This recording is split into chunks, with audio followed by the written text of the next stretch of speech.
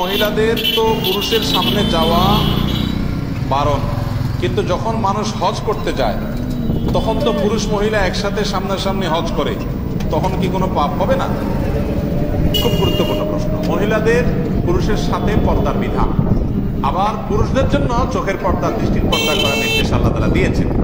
হজ এবং ওমরায় নারী এবং পুরুষ সবাই একই সঙ্গে যাওয়া আসা করতে হয়, আলাদা করে রাস্তা, আলাদা করে সবকিছু পৃথক করার সুযোগ নাই। সবাই মিনায় যেতে হয় দলে দলে, মুজদালিফা যেতে হয় দলে দলে, সেখানে পুরুষদের আলাদা মহিলাদের আলাদা করা সম্ভব হয় না। মসজিদুল হারামে, মদিনাতে মসজিদে নববীতে সেখানে আলাদা করা সম্ভব হয়, এই জন্য সেখানে আলাদা করে দেওয়া হয়েছে, পুরুষরা আলাদা মহিলা আলাদা সালাত আদায় করে। কিন্তু হজ এবং উমরার জন্য এক জায়গা থেকে আরেক জায়গা যেতে হয়, স্বামী স্ত্রী একসাথে যখন হজ করে আলাদা আলাদা কিভাবে যাবে?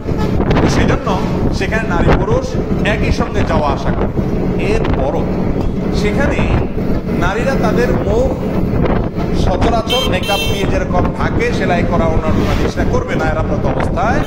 কিন্তু যেহেতু প্রচুর পরিমাণে মানুষ এখন উমরা এবং হজে অংশগ্রহণ করে, অতএব ওড়না টেনে দিবে যাতে করে পরপুরুষ তার সৌন্দর্য দেখতে।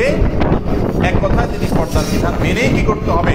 হজ এবং উমরা করতে হবে। অনেক মা বোন আছেন এই ভুলটা করেন, উমরা বা হজ করতে গিয়ে দেখা যায় তারা পর্দার বিধানটা মানেন না, অথচ ওখানেও পর্দার বিধান কি আছে? প্রযোজ্য আছে। আমাদের আয়েশা রাদিয়াল্লাহু তাআলা আনহা যখন হজ করেছেন, তিনি তার সম্পর্কে বলেছেন যে পুরুষ যখন কেউ আমার দৃষ্টির এরিয়াতে পড়ে আসে, সাথে সাথে আমি আমার সৌন্দর্যকে ঢেকে নেই, পর্দা করে ফেলি।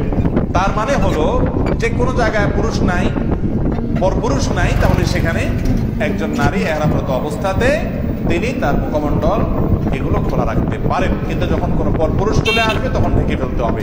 আর হজ উমরাতে, বিশেষ করে যখন মিনাতে যায়, মুজদালিফা যায়, জামরাতে পাথর মারতে যায়, যাওয়া আসার পথে এই জায়গাগুলোতে আরাফাতে অবস্থানের সময়, ওই টাইমে এত লক্ষ লক্ষ মানুষ এখন তাকালেই চতুর্দিকে পরপুরুষ আর পরপুরুষ, সেজন্য সেই জায়গাতে তাদের সৌন্দর্য ঢাকবে এবং পর্দা করবে। তবে তার জন্য অনেক উলামা একরাম অনেক প্রমাণকে বলেছেন যে ওড়না থাকবে, সেটাকে টেনে দিবে, মুখকে একদম বেঁধে ফেলবে না, কিন্তু পর্দা করার চেষ্টা হজ উমরাতেও থাকতে হবে। নারী পুরুষ একসাথে চলাফেরা করছে, যার যার মতো সে। নারী তার সৌন্দর্যকে ঢেকে ঢুকে চলছে, পুরুষ তার দৃষ্টিকে ঢেকে ঢুকে হেফাজত রেখে নিয়ন্ত্রণ করে চলছে। এভাবে পর্দা হতে পারে, কোনো অসুবিধা নেই।